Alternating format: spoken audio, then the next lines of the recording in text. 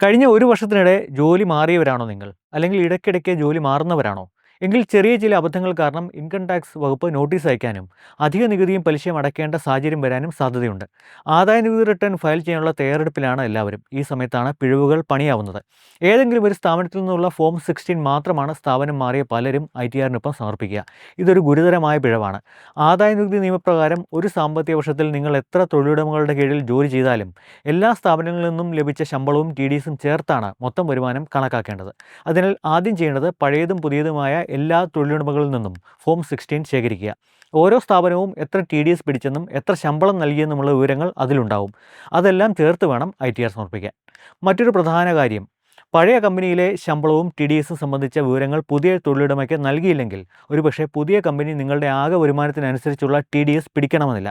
അങ്ങനെയെങ്കിൽ ITR സമർപ്പിക്കുന്ന സമയത്ത് അധിക നികുതി അടയ്ക്കേണ്ടി വരും.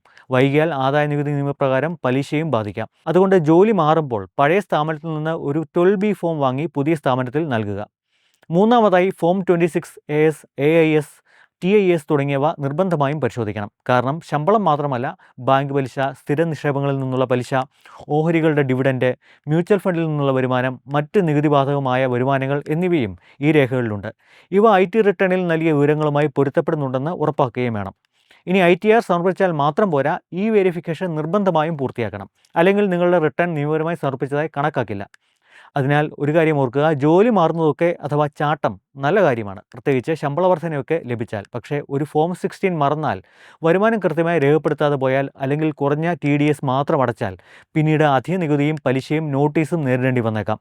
ITR ഫയൽ ചെയ്യുന്നതിന് മുമ്പ് ഒരു ചെക്ക് ലിസ്റ്റ് ഓർത്തു വെക്കുക. എല്ലാ ഫോം 16കളും, ഫോം 26 AS, AIS, ഒടുവിൽ ഈ വെരിഫിക്കേഷൻ. ഈ 4 കാര്യങ്ങൾ ശ്രദ്ധിച്ചാൽ നിങ്ങളുടെ റിട്ടേൺ സുരക്ഷിതമായിരിക്കും.